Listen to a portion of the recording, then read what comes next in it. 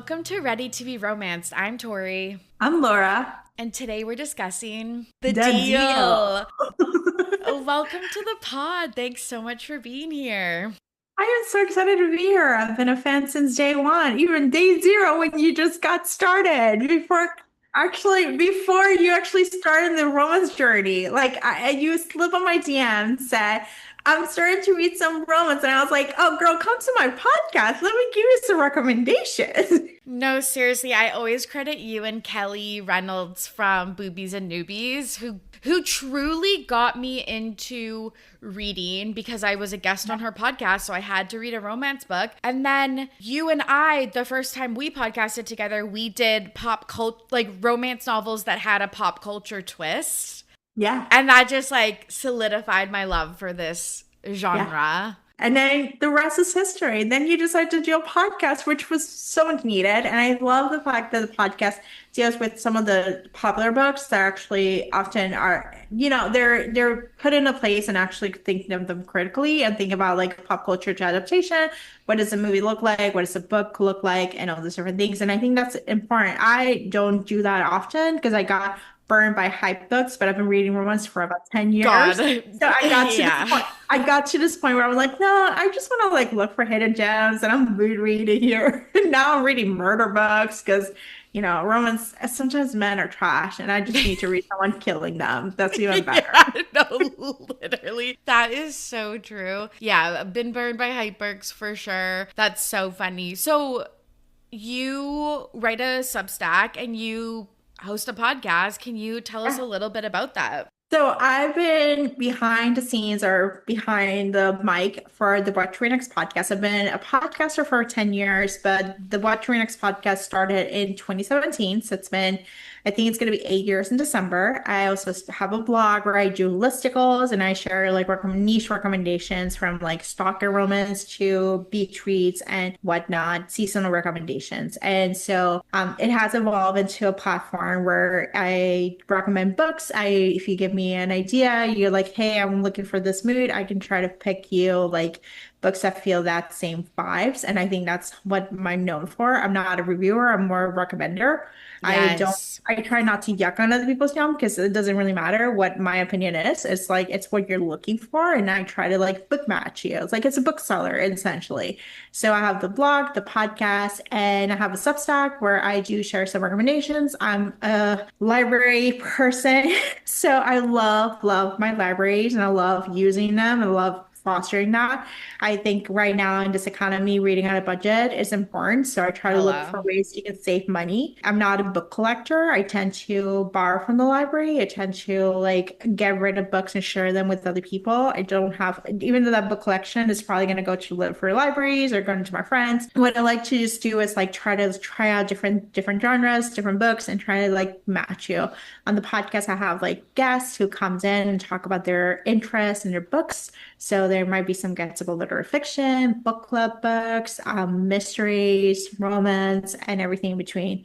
And from 2019 to 2024, I've interviewed about 500 authors. So a lot of Insane. your popular authors that you probably have seen have made this to the podcast. And yes, I did interview Rebecca Yarros, but at the time it was pre Fourth Pre Wing. fourth wing. And it was actually at an Instagram live, but because it doesn't talk about it fourth wing, I don't want to like bait and switch. But she's delightful. So I've interviewed pretty much like from Ali Hazelwood. I think most of the most popular authors, they have been on the show. Emily Henry has not been on the show, and I'm okay with that. So, That's but fine. like, like a lot of the people that you probably have seen, there might be an interview from whether they were debut author or they were like early in their stage. So yeah. I love that. And yeah, you're really good at matching interests or being like, oh, I saw you read this and liked it. You should try this one out. And you are the ideal reader. Like, I have been talking a little bit on the pod about just like the performance of reading because of book Yeah. talk. I love that you don't collect. I also don't collect. I read on Kindle, or borrow or library. But Yeah. yeah, I really feel like you're doing it right. Like support your local library. Yeah. I think Yeah. it's an evolution because I started as 2017, 2016. I was underemployed and I had nothing to do. And so I started reading on my Kindle and I was earning like no money, living in New York City. And so I started just reading what Kindle Unlimited or what popular books were sharing on Same. YouTube. Yep. So The Deal was one of those books that discovered at that Me early stage too. where it was being released.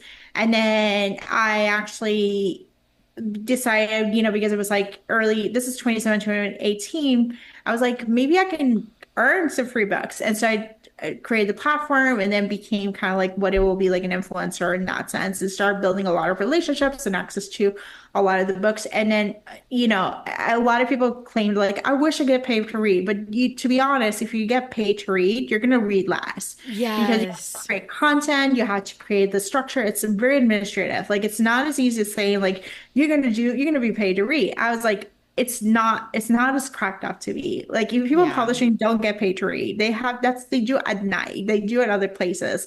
So I went through the phase where I was like got burned out by like, the hyped notes and like trying to be like everyone else. And it was just not good.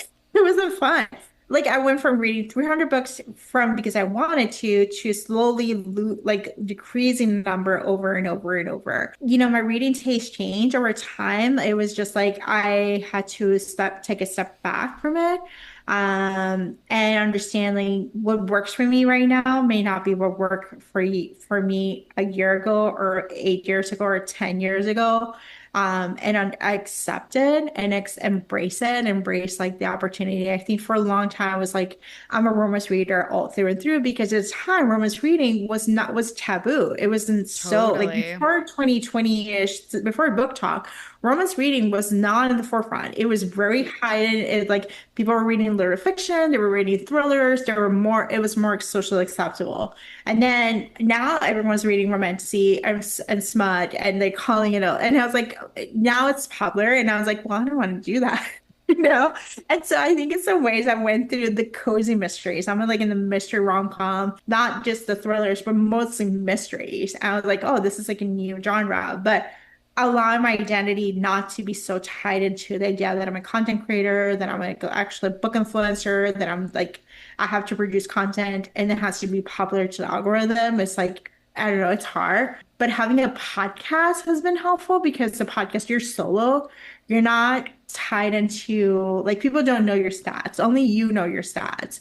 And I think in some ways it's kind of like we're just gonna do what we wanted to do and create the Totally. content you want to create. So Totally. I feel the same with Ready to Be Petty and Ready to Be Romance. It's like as soon as you start to do things that you think will like go viral or be successful in one type of measurement of success, which is like downloads and views and stuff like that, it sucks the fun right out of it.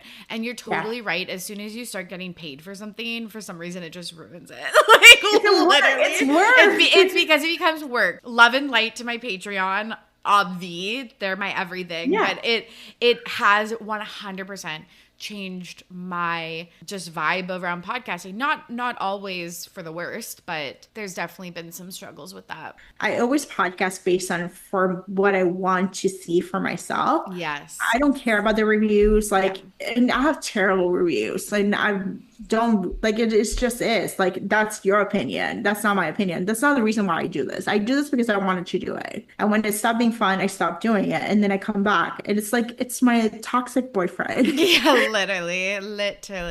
But that's such a healthy way of looking at it, truly. Yeah. And like I need those reminders constantly. Yeah, like we're just not, it doesn't really, because the money, we don't get the money paid. We're not getting like a quarter million or $1 million brand deals. We're not celebrities. We're not, Nope, you know, we absolutely don't not. get any of those paid. And so we just have to figure out what is your why and what do you want? And then not judge it. It's like, and there's a lot of radical acceptance there of not judging where you are and like in Absolutely. comparison to others people's places. What you're actually what you think is your missing middle may be something else. Maybe someone else is like idea of success, and you just don't know.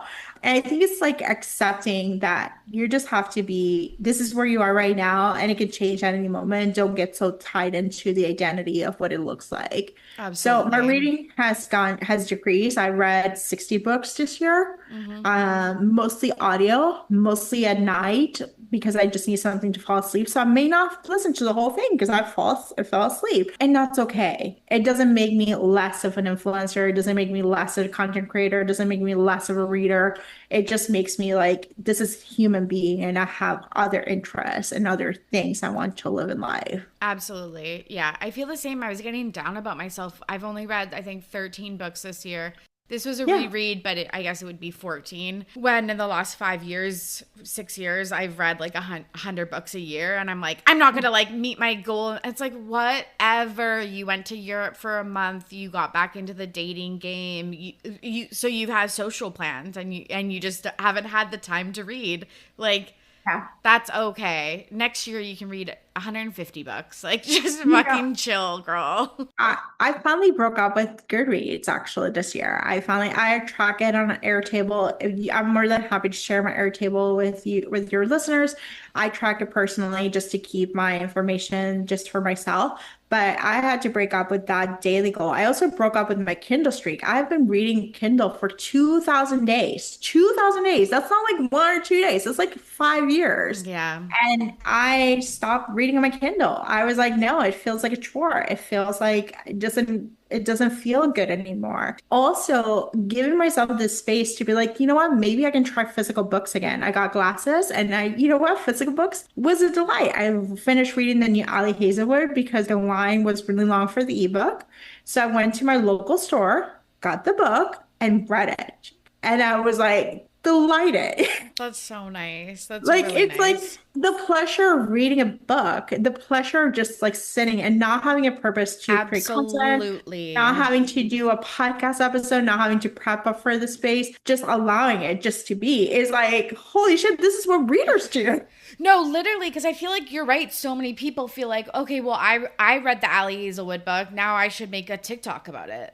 Yes, and I think I posted a picture, like an old school Instagram picture on Substack, and then I just like repurposed it on Instagram. Substack tends to have the Substack note tends to be like my draft notes of like what's gonna happen. And I was like, okay, and then that's it. And it's not anything else. Like I don't have to make 20,000 pieces of content for it. Literally, what a radical idea. Yes, and I'm reading it because I want to read it. I'm not reading Exactly. it because I just think it should work on content. I think I've learned Totally. that content creation is a little bit different. And because I curate lists based on your needs, I know how to find books, or I have access to a lot of more books than you probably have. Like essentially, I'm like a bookseller. My email is like pretty much like a bunch of like press releases and NetGalley widgets and stuff like that because I've been doing this for so long. So I can like, oh, I can pull in like your romantasy, you like Fourth Wing. Here's some dragon books that I know are coming out. Or if you like actually stalker people, I know how to find the information for you so you can curate that list. And I think it's a different skill set than people think, Totally. oh, you have to read all the book. And like you booksellers don't read all the books, librarians don't read all the books, but they curate lists. And Totally. that's the approach that I take with my platform. Also, this reminds me after this episode, I have two friends that have asked for specific book recs, and I want to pick Yeah, your brain about it. perfect. Okay. Okay. Let's talk about the deal. Yeah. So, we're going to be talking about The Deal by Elle Kennedy. So, spoiler warning, we're going to not talk about anything that comes after it because it is a series, and a content warning that we will be briefly discussing, we won't go into too many details, but sexual assault and domestic violence. This book was published February 24th, 2015. It's my second read. It's your like fifth read. But no, it's so funny how we came to it on the same way. It's on Kindle Unlimited. It's just like I think free It if you. wasn't it wasn't when I bought it. It was actually I had to spend my heart and money Oh, to wild. 59 I think it's to buy it. KU. it actually wasn't supposed to be in KU, but Book Talk found it, and a lot of the authors that you see now in KU were not in KU. Like a lot of Serena Bowen, Al Kennedy, a lot of them were not in KU. And the 2015, 2016 when they were the era. KU was kind of like a hidden gem. Like there was some books there, but not as popular as it was. And then 2020 happened. People started rediscovering what 2020, 2021 Book Talk did was they rediscovered the books that I was reading in 2015 and 2016 or 2012. They were reading the After series, they were reading the Avatar, they were reading The Deal. Those are the popular books. If you look at YouTube in that era, those were the books where we're talking about it as they were getting released. And so a lot of the authors saw their market in that place, they were like willing to pay for it. And they're like, you know what, we're gonna put you because we see the discovery of Kindle Unlimited that Book Talk did to us, and they started adding. The Addicted series is another one that I had to pay. I don't know how much I had to pay because that was expensive because there were 10 books and they were like $5.99. And as someone who was not earning enough money to live, this was like an investment. On Dublin Yeah. Street was another one. There was like $8.99. I was like, as an ebook. It's like, Totally. It's holy wild. crap. Especially again, like when you're reading a lot like you and I, it Yeah. adds up. That's why it's like, yeah, Yes. check out your local library or borrow from your friends. Should be on the library, but they're actually right now, they've been on Kindle Unlimited for like 4 or 5 years. And I think they're going to remain in Kindle Unlimited because it's a good business decision until it doesn't become a business decision, you And know? actually, I don't even think it's KU anymore. I think it's just if you have a Kindle, you can just read it for free on a Kindle. Because I don't have KU and I was able to access it for free Oh, on my Kindle. Don't know what that means, but maybe they have the first book for free and then the rest are you have to pay, which is another strategy that a lot of authors do when they have a long running series and a backlist series. They have the first book for free just to give you a taster. Why the Stuff Your Kindle works is not, it doesn't work for debut authors. It works for authors who have like long backlists of like 10, 20, 30 books, because the idea is if you like that book, then you're going to go buy the rest of the series, which I like. A lot of people are series completers and they'll make the money back from that free sale. totally. And maybe that's why I never read this. I don't think I read the second book. I might have read the second, but I don't think I moved on to the third. And maybe it's because I had to all of a sudden pay. But Yes. I just think like when I started reading romance novels, this to me, kind of like what you're saying, is like the epitome of like a classic 2015 romance Yes. novel. Like this just it has everything that I would expect. And this was just the ones that I was downing, like reading all of these books in one sitting because they are so easy to read. I will Yeah. say on my second read, I had forgotten about like both Hannah and Garrett have trauma in their lives that they go into actually a lot of detail on. So I like didn't remember that, but otherwise it's an easy breezy read. It is easy. It's millennial coded. If think about a millennial going to college. This is a millennial going to college. It's very millennial coded. It has iPods. It has Yeah, it does. box sets. It talks about Breaking Bad and watching a show. It talks about college parties and stuff like that. Because I don't know how Gen Z does. Because Gen Z is kind of like weird. It's a foreign concept to me. As an older millennial, I'm 44, so I like. It's just like that point. This is like a snapshot of what millennials talk about nostalgia of what college looks like. Also, I'm pretty sure that they changed the Breaking Bad reference to Ted Lasso. When? Well, because when I read it on Kindle, Yeah. they watched Ted Lasso together No, and I fall listened to the asleep. I listened to the audiobook. The audiobook has not been updated. She has not updated that. Yeah, so I think she Ew, did. like She no, did do this, and like I remember the iPod no. stuff, and I'm pretty sure it's he goes through her phone. Yeah, No, yeah. no. So I think she's tried to update it, but also she updated the technology and the pop culture references, but none of the like bad language or anything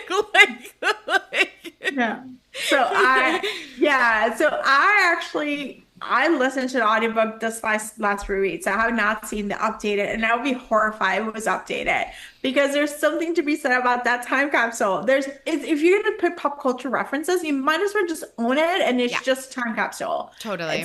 That's one of the things. Like it's just the technology of the time, but even if you are referencing stuff that is very specific, like Breaking Bad, I'm like, even when they talk about what she's wearing and stuff like that.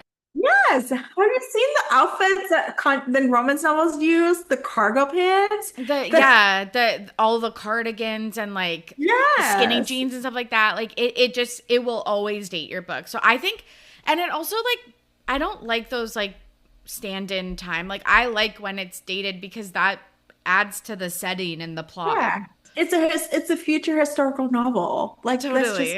enjoy this. Totally. Embrace it, Elle Kennedy. So we open up at Briar University, which is a school in Massachusetts, and our main character is Hannah, and she is a music major.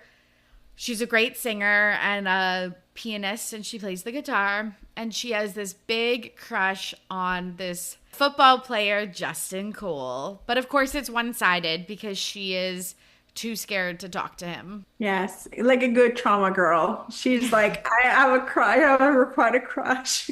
Like, this was me. Like, I was like thinking about, I was like, this was just so me in university, just like loving, yearning from afar. Hannah is a smarty pants. She's doing really well in the class, even though the instructor is new and people are failing the midterm. So Hannah notes in one of the classes when they get their midterm grades back that the very cocky, very nonchalant, very confident boy, Garrett Graham, star of the hockey team, is looking worried. And she asks him after class what's wrong, and he doesn't answer. And when she goes to leave, this is so classic rom-com. I cannot wait to see this depicted in the movie, but she drops all her stuff. And he looks at her paper and sees that she got an A. And he's like, you need to tutor me. If I don't pick up my grades, I'm going to be kicked off the hockey team. And this is important because he's the captain. So he's like the top guy. He needs to be in the hockey team. Hockey is everything for him. It's everything because his dad is an NHLer. So he has also a lot of pressure from his family and like his scholarship and stuff like that to play hockey. And I work at a university, and the amount of pressure that varsity athletes have to keep the grade point average that they need when they are traveling to away games and at practice every day and stuff like that is insane. It's truly insane. I used to tutor in D1, a couple of D1 schools in New York and in the States. I that was like my side gig from the job, like when I was a student and grad student. So I did it at Maryland and I did it at Syracuse. They have like this beautiful athletic centers. Like these are beautiful top of the line services and stuff, but there was also like, they needed people to actually like teach the students like actually like what they needed to, the lessons they needed to do so they can actually get the grades because they don't have time. They barely, which I understand. These guys are in an Ivy League school. They have to get a 3 point. They're going to practice, and it seems like they have all the time in the world. I know. I was like, you party a lot. These time management skills. They party. They have a lot of sex. No, I know. They're like playing video games and stuff like that. Yes. They're doing a lot. I know. And they all live together, or a few of them live with Garrett, which also I feel like would be such a major distraction from your studies. Garrett's really persistent to try and get Hannah to tutor him, but she declines because she is really busy with her own studies and she is working to sing a duet for the winter showcase.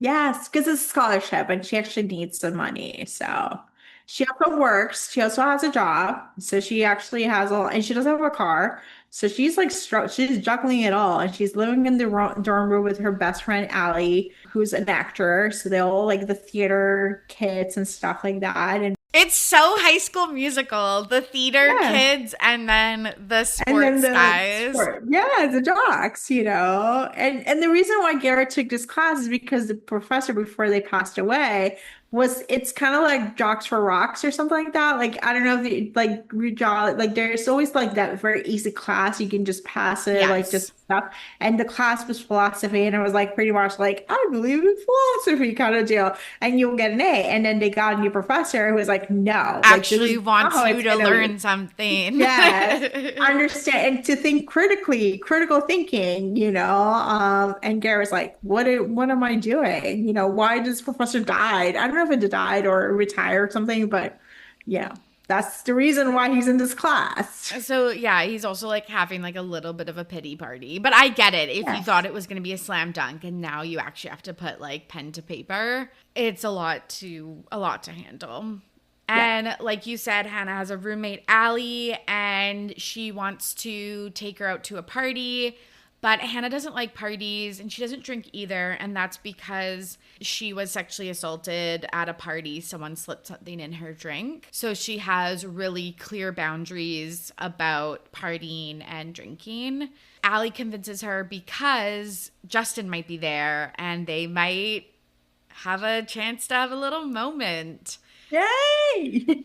which is really fun. So she does end up going to the party. She ends up dancing with a random guy. So like we see that she's like, I think that they were trying to show that she wasn't this like she can hang. She can go to a party, she can socialize, she can like flirt and stuff like that. Cause I do feel like I really liked in the book because I do feel like sometimes they do like he's the jock and he parties and very like To All the Boys I Loved Before with Peter Yeah. and Laura Jean.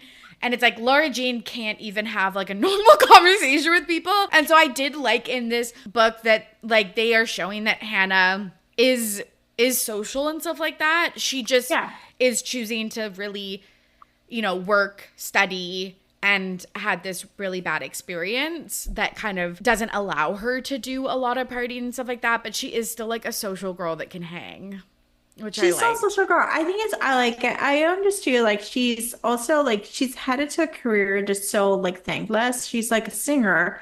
It's not as guaranteed as like if you're going to finance or gonna be a lawyer or gonna be like, so there's the expectation that she actually has to work really hard so she can break through the industry. Totally. And she says, I will also say this, that she says, like, I know it wasn't my fault, Yeah. even if I was drinking and stuff like that, but she just feels like this is like a protective method for her to stay safe, which is so relatable. Garrett approaches her at the party because he is out too, Yeah. and he is like, okay, I really like need you to tutor me. And he realizes that Hannah's not paying attention to him because she's looking for Justin. And so she's like, okay, I'm just gonna go.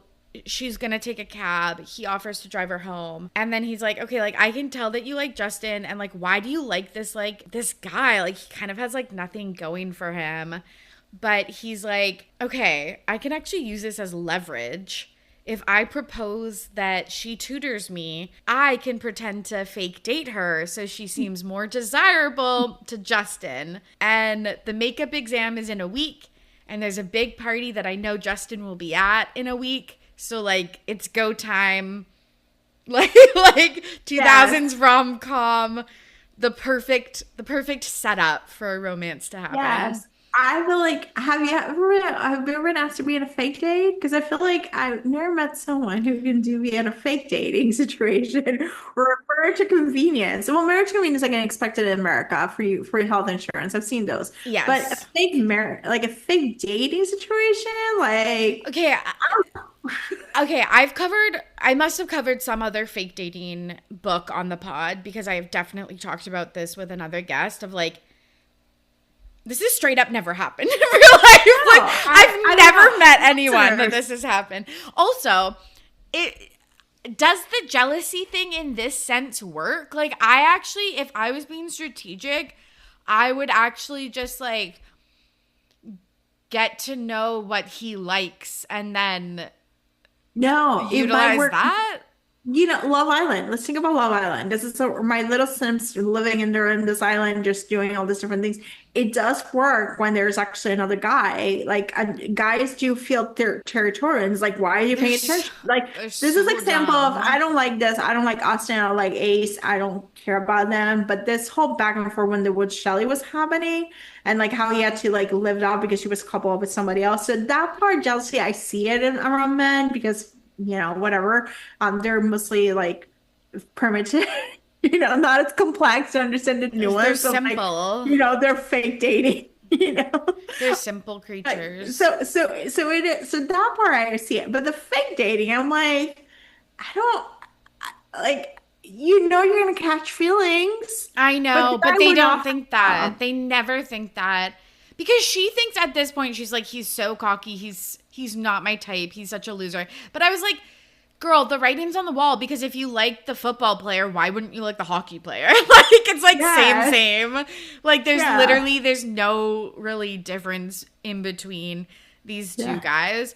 But we get the first signs of jealousy when after a big hockey game of Garrett's, Logan, one of his roommates, asks him about Hannah like, "Oh, are you guys hooking up? Like I see you guys hanging out. She's your tutor. Like are you guys banging on the side?" And he's like he gets jealous and is like she's off limits dude. Like he's like Yes, well not really but like yeah because it's yeah. kind of like low-key is like he fell first. He did. He fell Yeah. first. She did not. It was like he became obsessed with her. He obviously their motivation was the test, but then he realized it was like she's a cool chick. She's actually doesn't take shit for us and all these different things. And I think he fell for her first before she did for him. I think he had to win her over. So he had to do the elaborate dates for her. And he actually did a lot of work for her He actually. did. It's very cute. So like the problems I have with this book, which I'll talk in gripes and grumbles, but like I just when it's dual POV, a lot of the times I don't like the guy's POV because it's just like her perky ass, like her tits look good in this low cut shirt, and I just like I fucking hate it. But he's honestly so sweet. Like he's so sweet that I just looked over all of that stuff. like, Yeah. like Yeah. So they study, he actually no, he actually goes to the restaurant where she works and annoys her to get mhm. the stuff. So he's persistent. He was like a dog with a bone. He's like, I need this girl. Like he had that vision of like, you're mine. He just Which makes sense for the type of guy he is with like hockey and stuff like that. Like yeah. and just being cocky and he's probably not used to someone saying no to him. So I think all of this tracks. They end up like having like really easy chemistry and like really a good time hanging out. So much so that after a study session at Garrett's house, they end up watching TV together. Yes. Breaking Bad or Ted Lasso. Who's to say? I would say Breaking Bad makes more sense. Tell us something makes sense because the episodes are shorter, but Breaking Bad, they watched the first season in the first night. Yeah, which is like low key insane, but also Ted Lasso hadn't come out in 2015. No, I did not see Ted Lasso until 2020. It came out in Totally. 2021. So, Breaking Bad was like it was either going to be Sex and the City, Mad Men, or Breaking Bad. Those are the shows we were going to be watching at that time. He's not going to Totally. watch Sex and the City, so it's either Mad Men or Breaking Bad. And I'm glad she picked Breaking Bad because it's just much more interesting with crystal meth. Totally. And he is like surprised that he is having so much fun with her. And it's really late. And Garrett's had 2 beers. And he's like, no, I'm fine. Like, I had them quite a while ago. I can still drive you home. But she's like, no, this is like a rule I have. And so she decides to crash at his place. And of course, he would never let her sleep on the couch because he has rowdy roommates. And I hated this part too because he was like, yeah, what about if one comes home and like gropes you? And it's like, A, that's crazy to say. And B, I'm like, why would you be friends with guys that see a random girl passed out on your couch and gropes them? Like, But Garrett. then again, think about his roommates. We got Dean, Yeah. who has sex in every surface except his bed. Yeah. Like he literally, that's all he does. So it's like half naked ladies, and it's like, oh, just on top of each other. He's a voyeur, like, like pretty much. then we got Logan, who he suspects, low-key suspects that likes Hannah. Like he has a crush on Hannah. So he's gonna maybe try his thing. And obviously these are college kids who have no for full frontal lobe has been formed. So they're probably very impulsive. They're just like they No, act they don't give them a pass. I'm not giving it back, but I'm just like No, I know. explaining I know. like You're explaining the what context. what he's meant to be like, I don't know. And then what's his name? I don't know, like the other one, the Tucker. Yeah. This book, I was so mad about it, but Tucker is like, the mom and stuff like that. So I wouldn't see Tucker, but I think he just felt threatened by these other two guys or That's his true. friends. That's Or the true. friends that they might bring in because they're friends with other hockey players. And I know Dean was friends with Bo from the football team. And so we got all of these different things together. So, That is true. So he's like, of course, you have to sleep in my bed with me. yes, And it's just one it's bag. just one bed, and they end up sleeping together. And then, of course, Garrett wakes up and he's like, I've never had like a better sleep. Like, I'm so warm and soft Yes. and cuddly and stuff like that because they're cuddling. And then, of course, he has a boner. And this is so funny because, again, okay, like, I hate that this is my type because it's actually so embarrassing. Like, it's actually so fucking humiliating to like guys that are like this. But like when he was like, oh, it's just like my half chub. And then she's like, ew. Like, and he's just like, what? I'm like a guy. And I'm sorry, but like I'm like squealing, like I'm kicking my feet like a fucking loser. Like I hate this about myself, but I just like love No. it. I love it. I love it. I love It it. is. Again, we don't yuck on other people's yum. We do not. Like, just embrace it, radically accept it, as my friend would say. As likey, like he's Embrace such it. a himbo. Like I like it so You know much. what? He's like a golden retriever himbo. Like, he's not, That's my he's type. harmless. And a hockey player. Yes. Oh my god, I'm Canadian. It's in my DNA. Yes. Yes. I am Puerto Rican, so it's not my DNA. Justin approaches Hannah in class and she's like, hey, like I saw you at the party. I liked talking to you, but I heard that you left with Garrett. And like, so I'm like, okay, I guess this is actually working. He seems interested in her. But Yes. Garrett obviously interrupts the conversation. She's like, what are you doing? Like, this is my chance. And he's like, you gotta play it cool till the party. Like, you can't blow your load on the first conversation. You have to reel him in. And honestly, not bad advice. No. That's why I don't date, because I don't have the patience No, to literally, this is why I train. suck at dating because I wouldn't think of this stuff. I just show up authentically and that just doesn't Yes. work. Like, Yes, I was like, do I need to like play the game? Like, hate the apparently. player that like the game. Like, I don't care about the game enough. Like, I don't give a again, I don't give a fuck what you think. Like, it just Yeah. and then maybe this is also being in the 40s. I don't give a fuck. Like, whatever. I Sorry, I'm do cursing, think, but no, that's fine. I do think as you get older, you stop. Like, this is very yes, this is very strategically dating is very like first year university.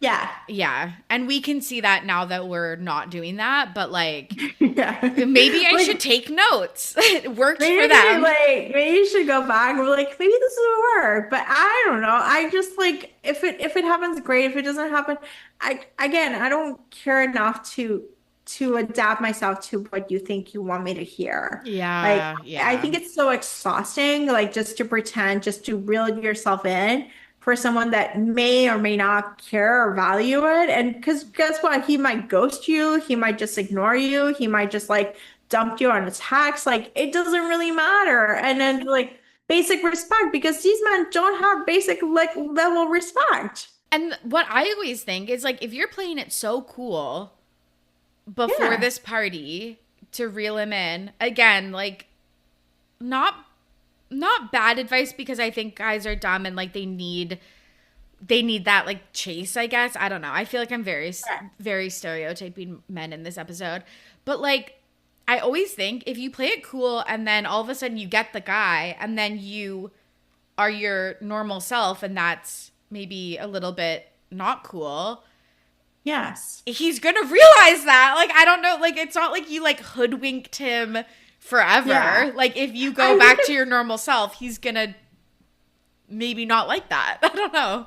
I think it's just interesting because like I watched Love Island. Not obsessed, but it's like it's been ongoing. But like this season is a good example of like, the different levels of like relationship stuff, like the intensity of people and how men interact with those. And the men are trash. Like men this season are trash, most of them. But the way they interact with them, like, okay, Molly is too intense for me. She calls me babe and is like this whole thing. And I was like, that's how she expresses herself. Or the other one's like, is like too aloof. She doesn't want to do physical contact, but I need to have physical contact. I'm like, it's exhausting to hear the men like go ad nauseum of like what they like. It's damn if you do, damn if you don't. It doesn't really Absolutely. matter. So you at the point you just might as well just like live your truth, have your girlfriends, have your safe space where you can just be yourself and just enjoy your time and just Absolutely. have them, as they say in Sex and the City, have them as like extra stuff because your friends are your soulmates. Like, Could not agree more, because they'll never get it. they'll never get it. They'll They're just just, never get it. yeah. So So one night, Hannah goes to Garrett's house to study because they had a study session planned. And Dean's like, oh, don't go upstairs, because she usually just like lets herself up. And she's like, okay, like whatever. She goes up there. He's hooking up with another girl.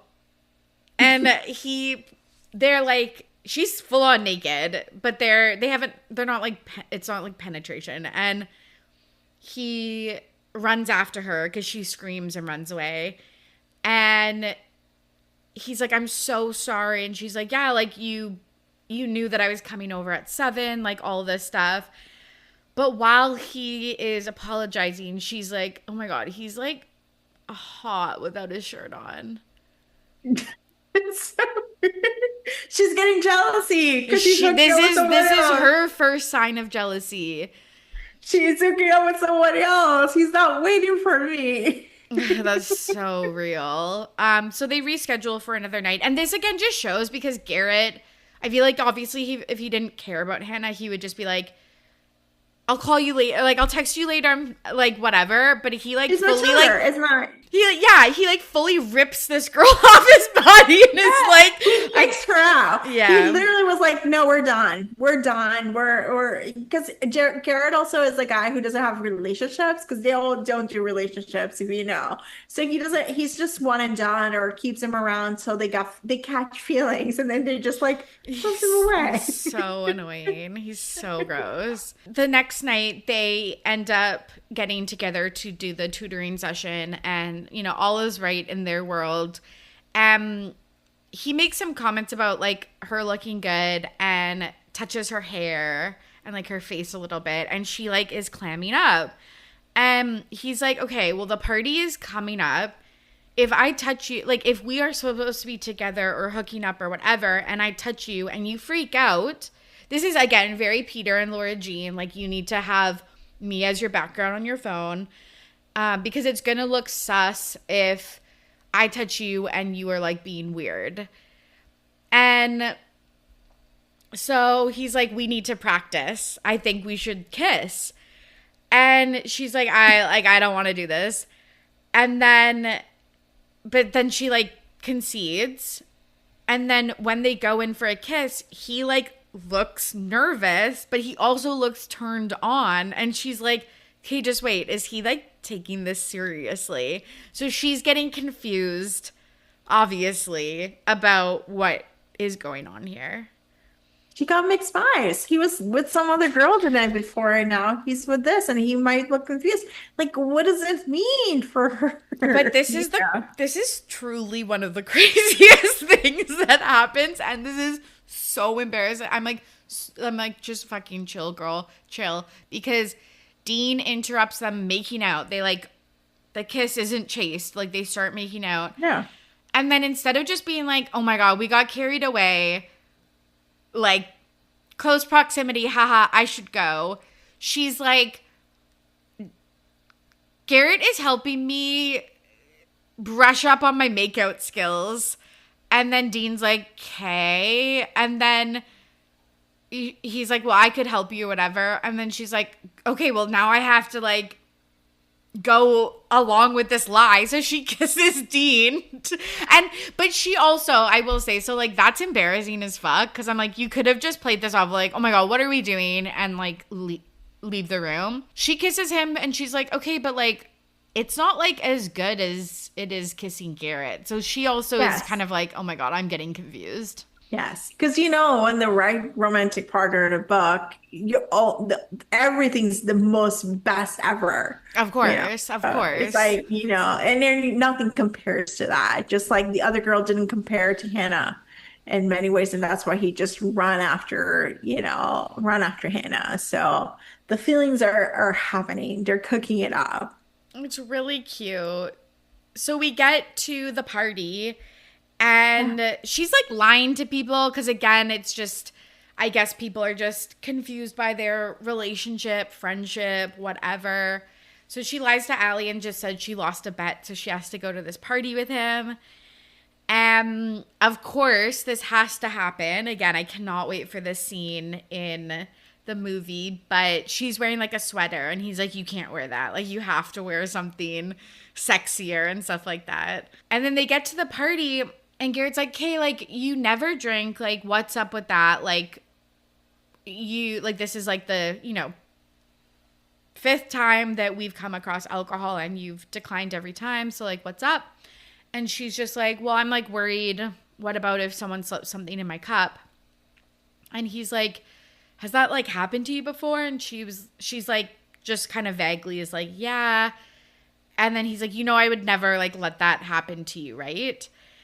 And so this is like really cute because it really shows the protective, caring side of Garrett. Yeah, I love the scene. I love the fact that he's like, I'm different from the other guys, and it shows that's a space, but also like give her the level of care that Garrett actually takes care of her when he doesn't need to. It speaks volumes for him because there are other scenes where he does take more care. I know, he's so cute. Like, he's so fucking cute. Kendall, which is one of Garrett's ex-flings, kind of like confronts him at the party, and then Hannah intervenes, but then Hannah gets to talk to Justin for a little bit, and then Garrett gets jealous. So it's just this kind of like back and forth with them and their jealousy. But Garrett writes the midterm, and Justin asks Hannah out on a date. So she's like, hey, this is working. He wrote the midterm and I've got a date with Justin on Sunday. Mm-hmm. But they're like hanging out outside of their tutoring because it's like the midterm's done, babe. Technically, you could stop hanging out, but Garrett invites her out to a bar. And she's really noticing, like, this is really cute too because she's like, and he's the captain. She's like, oh, people like want to talk to me and like know who I am and stuff like that. And I think she likes the feeling of, I don't know, just the security of that. Yeah, I think it just helped her kind of like come out of her shell and like get to know a new different group of friends because she was struggling with her singer-songwriting group, the people that she was hanging out with during the day. And it's kind of like nice when you're in college, you will like have different group friends, like whether frat friends or whether it's actually like friends in like sports or other areas, clubs and everything. And like it gets you kind of like a different friend group. So yeah, and we find out he aces the exam. He does. She did a great job. She did a good job. He stepped up his game. There's actually a question that he gets asked. Is like, would you something about the Nazis? And it was really telling. I was like, oh, these guys are not going to be MAGA.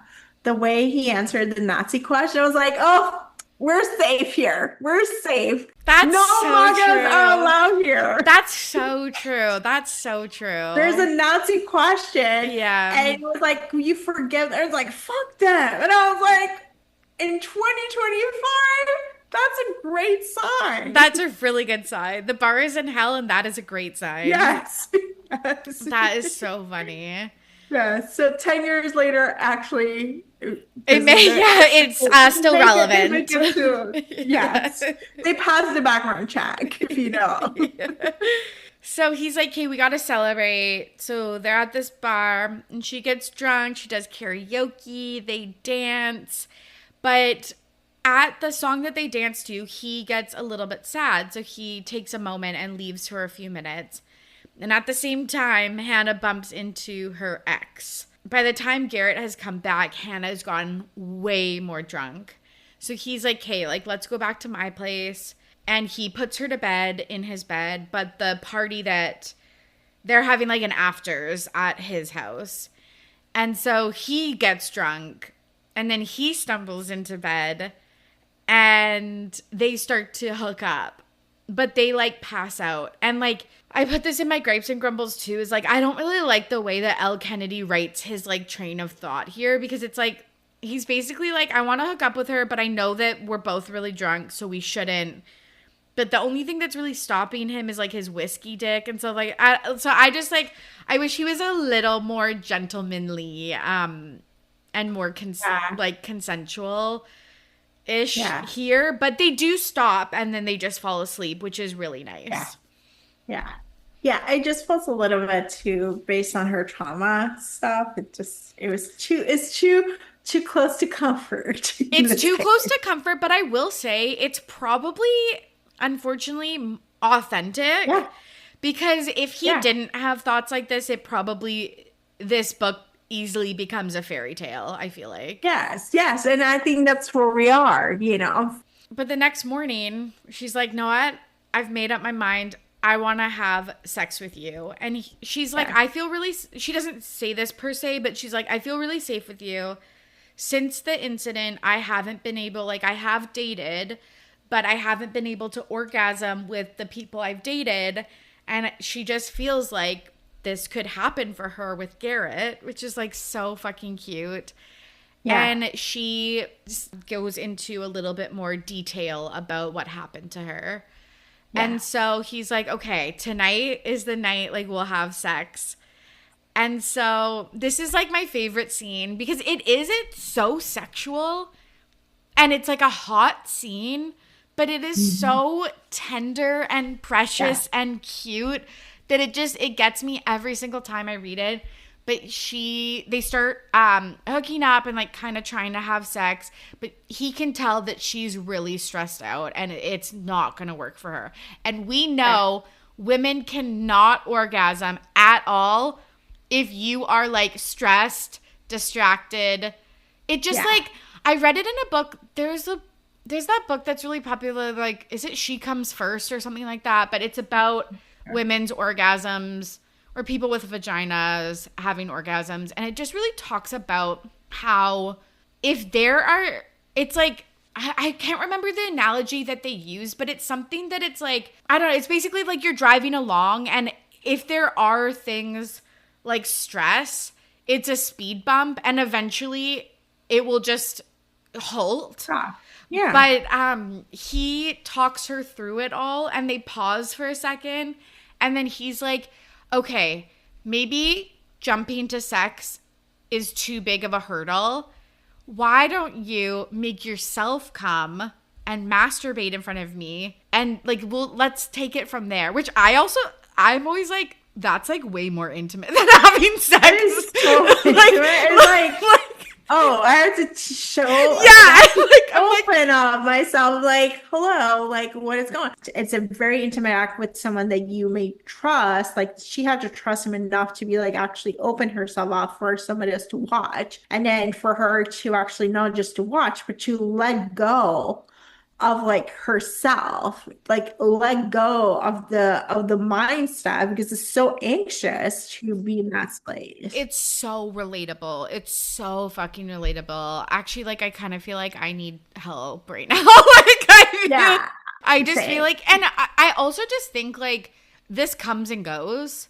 Yeah. Like, I just really feel like this comes and goes. Like I've felt like this at certain points of my life. It's so funny. You know, when you're just like, or again, maybe this is just me. You're just like, am I ever going to have sex again? Am I ever going to have that question? Orgasm with someone else again? Am I going to have this space? Am I going to allow it? And it's not, I come from trauma. I come from actually like CSA and all these different things, and it's not a fun thing to talk about and not to think about and not to accept it, but it's imprinted in the way, I trust other people, and your neural pathways are like so messed up, so you kind of have to retrain them and You how to do.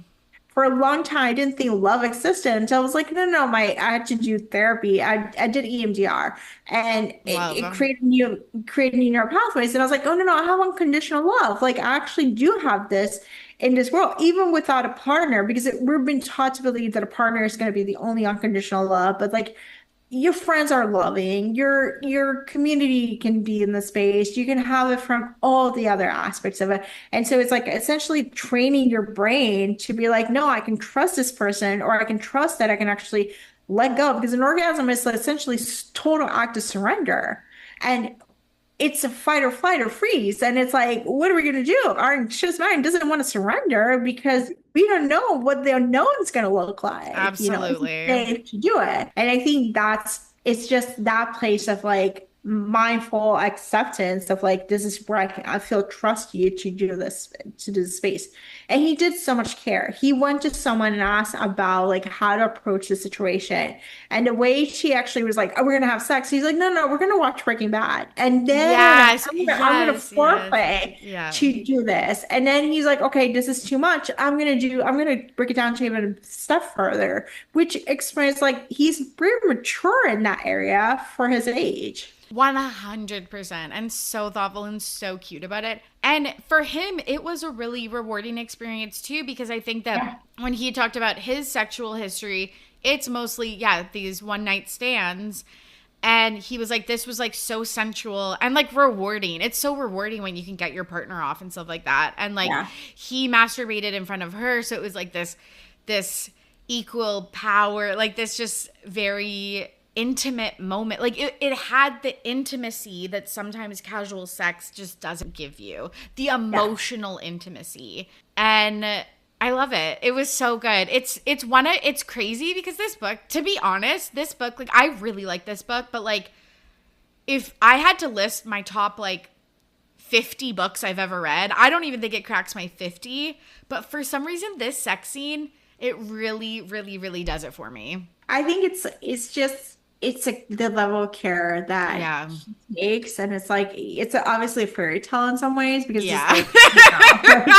like like I'm like on the first try, Yeah, you no, know? you're right, you're right. Because if this is real life, they do that. She still doesn't come, and then they try Yeah. like six other times. You're so right. Yeah, Yes, yeah, yeah, so yeah. that's why her ex-boyfriend broke up with her because she couldn't get orgasm, and maybe she doesn't want to fake it.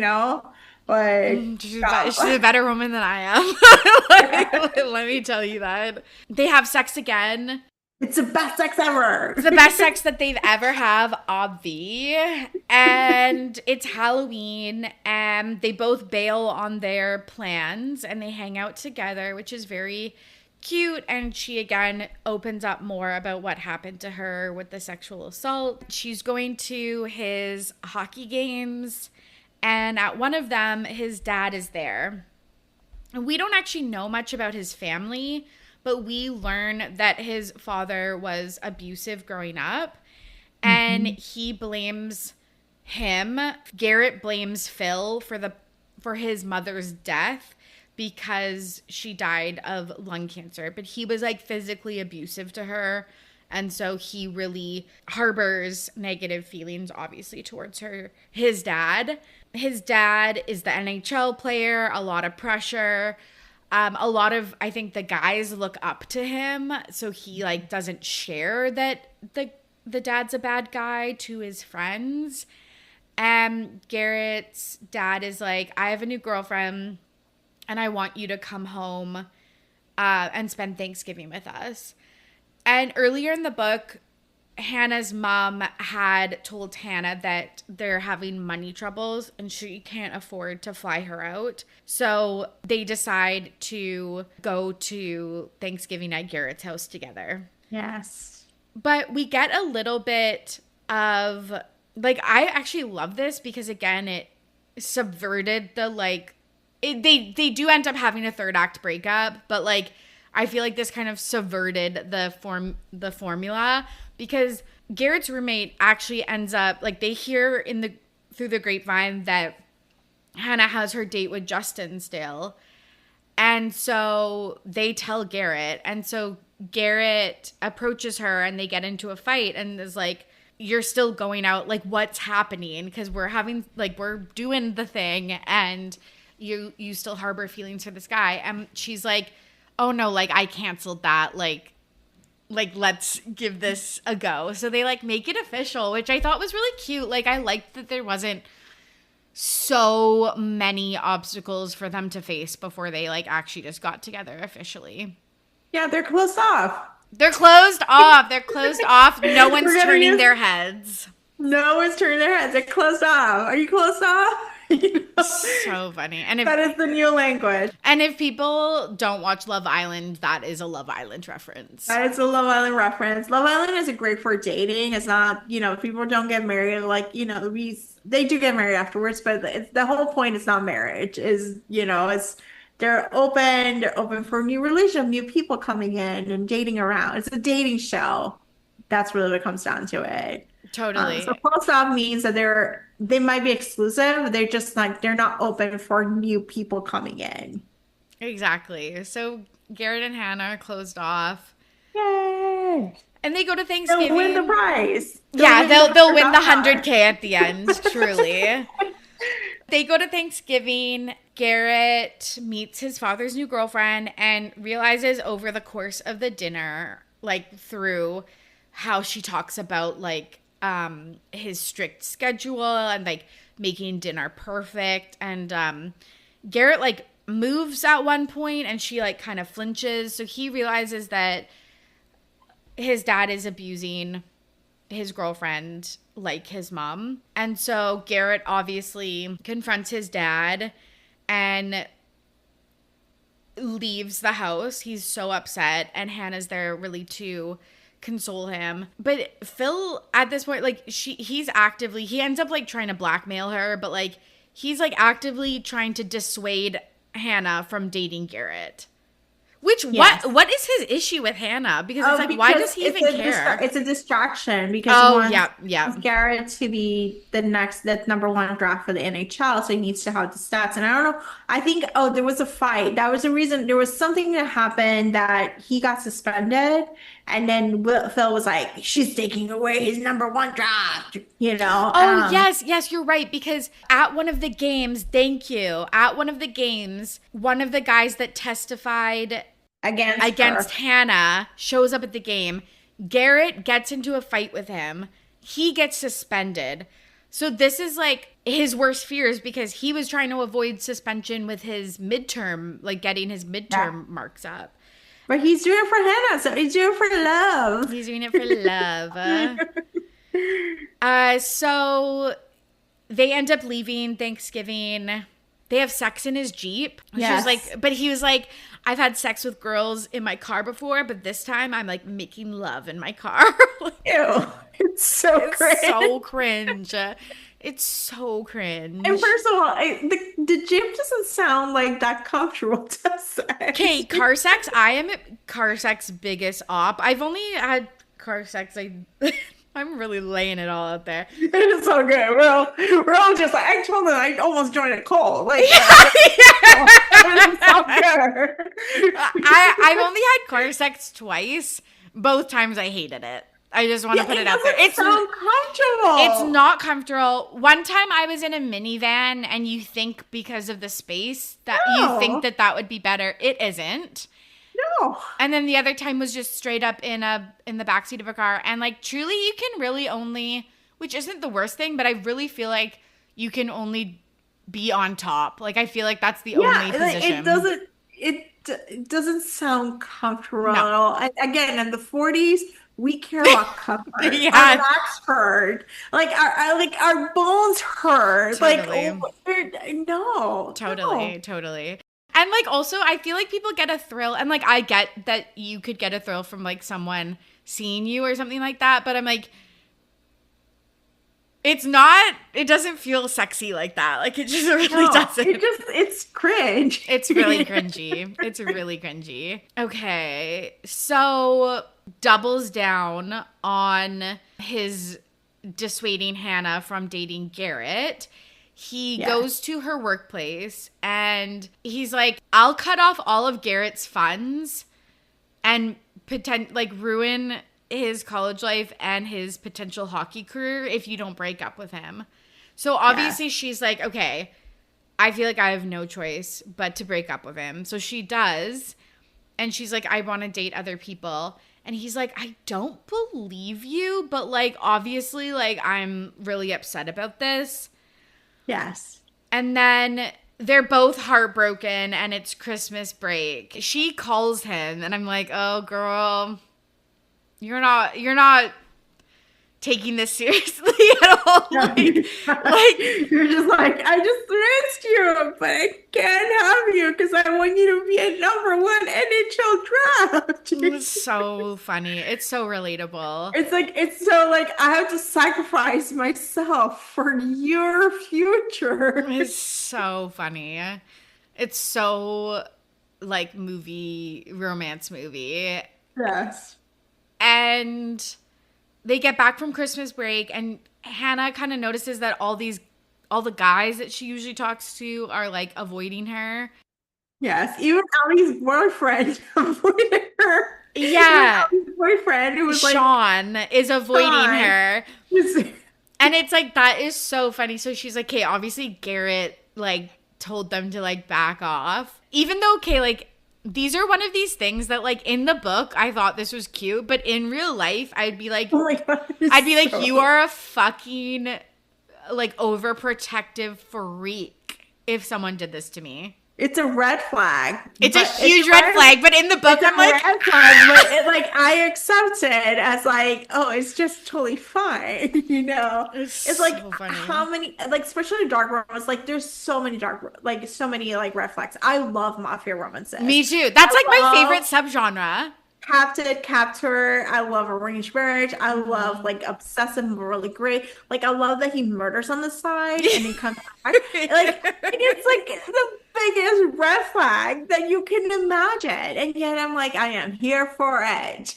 Totally. And like it just works in a book, even though it would never work. It's a fairy tale. This is my fairy tale. I just want it to be as dark as possible. I get it. I fucking get it.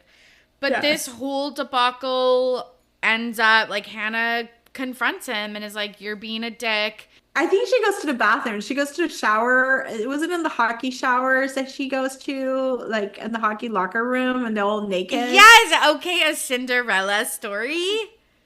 That's dated me, so I don't think that, but okay. I trust you. When Hilary Duff, Sam Montgomery approaches Austin Ames, Chad Michael Murray in the locker room, and everyone's like, like whistling, and she calls him out, and then everyone is like gobsmacked. But they have an open discussion about like, I don't appreciate you being so overprotective, but I do see it's because you care about me.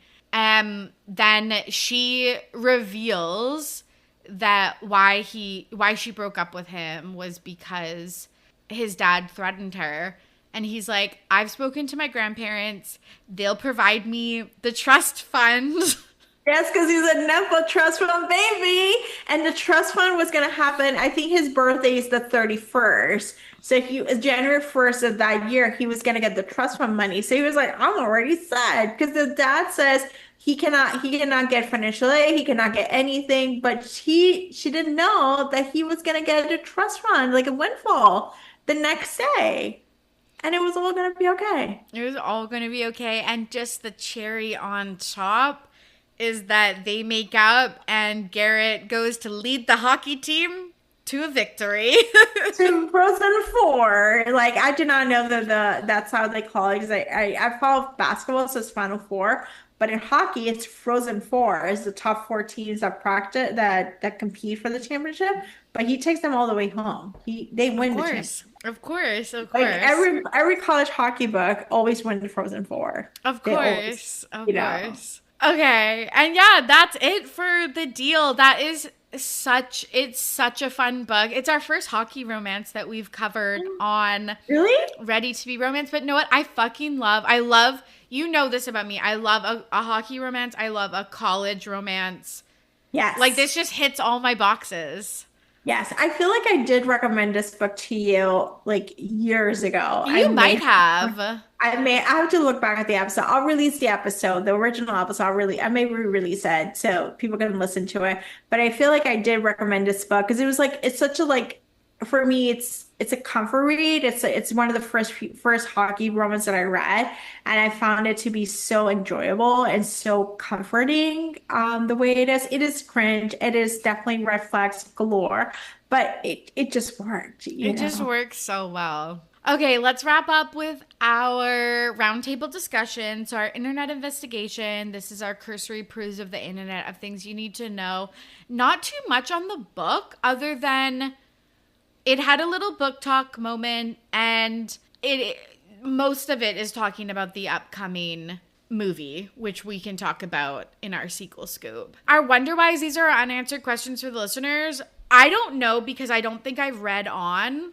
I might have read the mistake, but I don't think I have. Yeah. What ends up, I want to know so bad what ends up happening with the dad.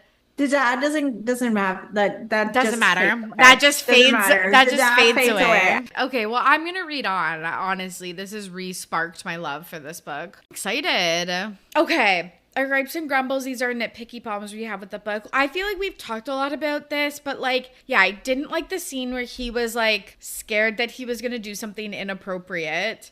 Just because I don't know. Maybe it's just the way we are, but I'm like, I've never had thoughts like that I'm like worried about myself doing something. But I guess again, if you have those thoughts but you're not acting on them, you're doing the right thing.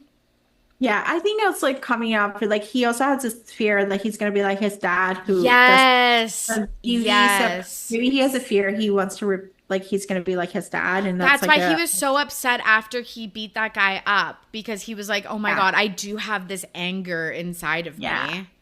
Yeah. So you know, so we see the motivation, but it's still cringe.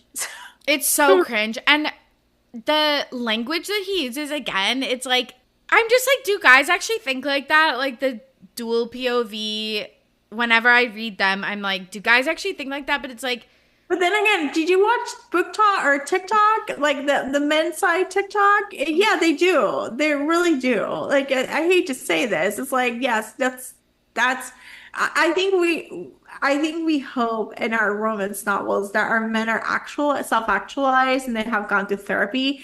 But how many men have gone themselves one of these and not going to the couch and talking to a therapist and talk about their feelings? So, you know, and it is true. They get their microphone, they get it, they think they're the shit and they have a podcast yeah, to process their shit. So yes, it's expected, you know. it's so bad. Just like some of the things that he was saying, like, is just so cringe. No, I think it's just like we hope for better, but we got We not got so good. this. We got this. Yes, we got a team version of like, you know, a Gucci bag. Exactly. Exactly. Okay, our side character spotlight. This is our nomination for an unforgettable supporting character who deserves their due, because sometimes the best characters aren't the main event. Honestly, I know you were kind of talking shit on him earlier, but like, I'm ready for Dean's book. I know. Dean actually has a really fun story. It's definitely heartbreaking. I'll just tell you. It's Okay. not he does go through a journey, but he's fun. He's a fun player. I personally love Logan's story better. So because there's a lot of groveling that happens, and I love a good groveling. Oh, And me this too.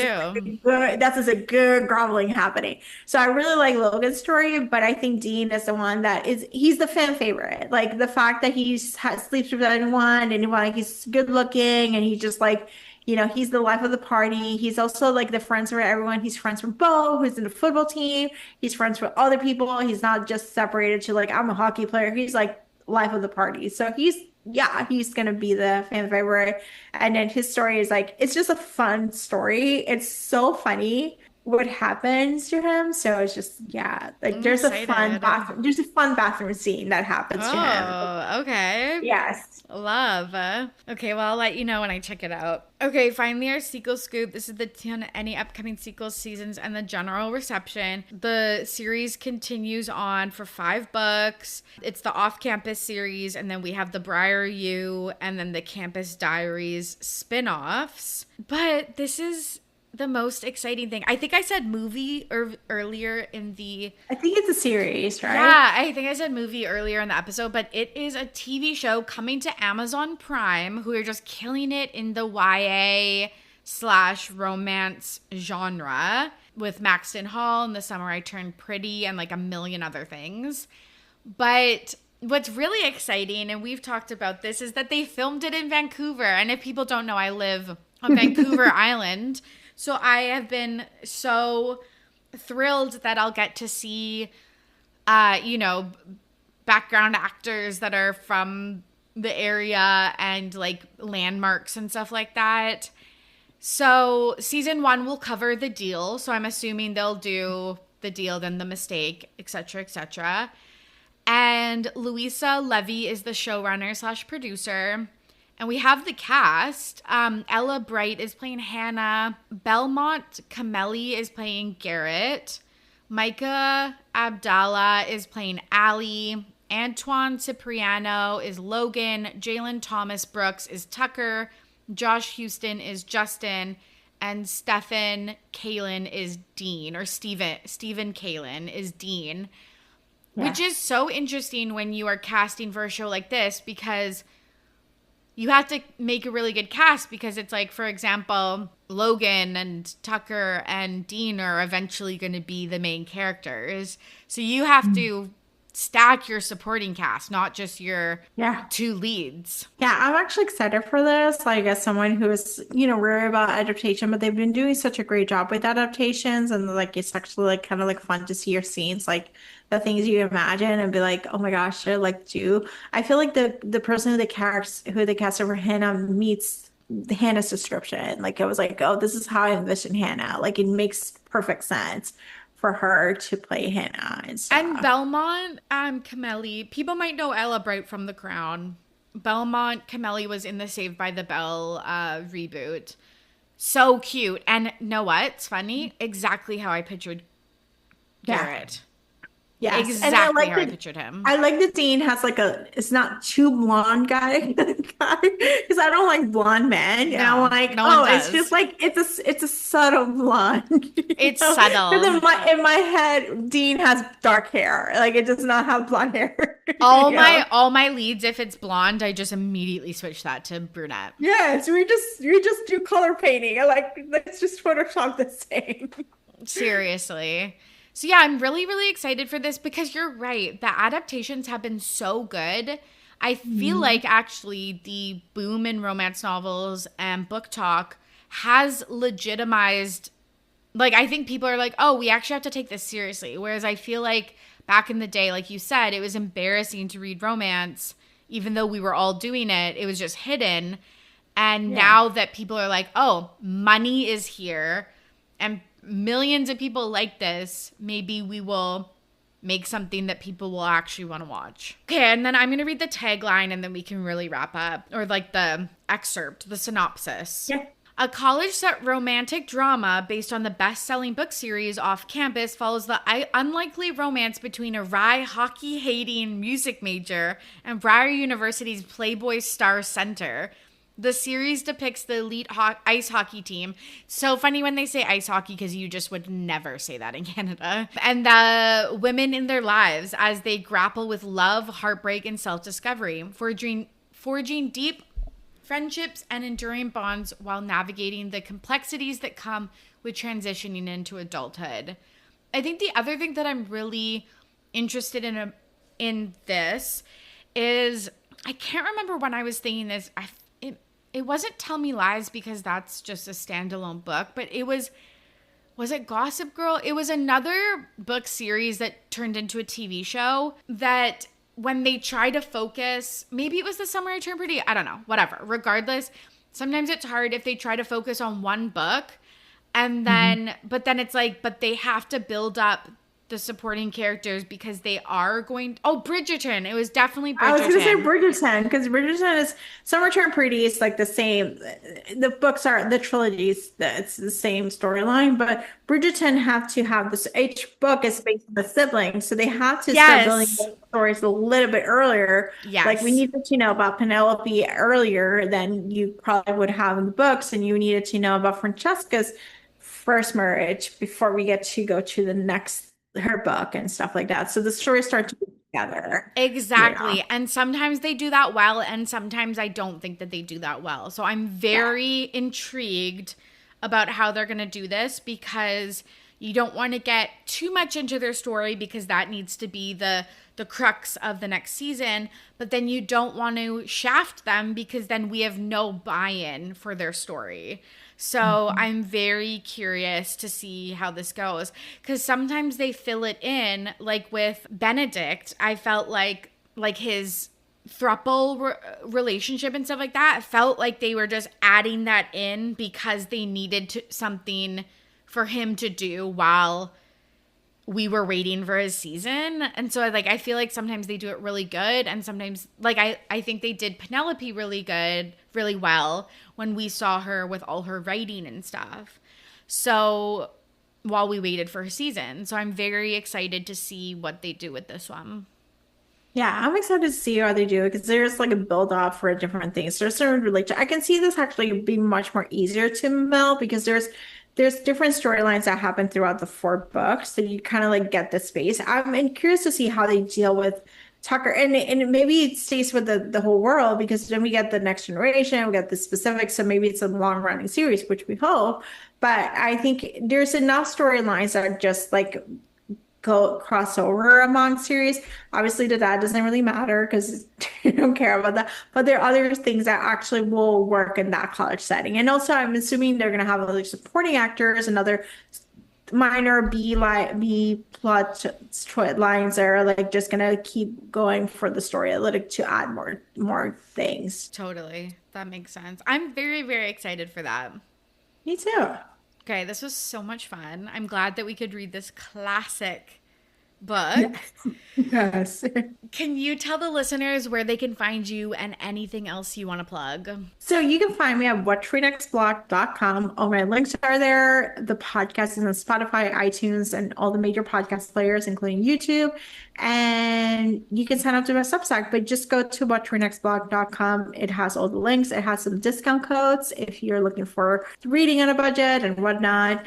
So I got you covered. Thank you. Thank you. Thank you for indulging me for a long time to talk about this book. No, I love it. I could talk about it forever. I could honestly do another hour.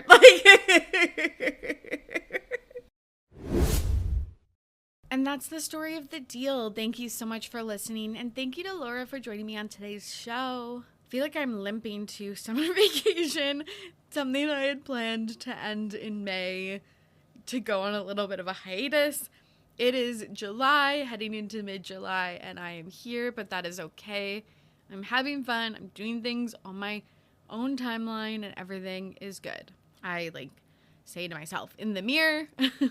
I hope you enjoyed today's episode. Follow me on socials at Ready to Be Romance. I'm posting a lot of BTS content of them filming at Briar University and tons of fun stuff as we're getting so much more romance novel, movie adaptations, TV adaptations, there's just tons of stuff going on. So follow me on socials at Ready to Be Romanced and subscribe and leave a rating and review for the pod. It helps me know that I am on track. You can suggest a book or leave a voicemail with a question via the links in the episode show notes.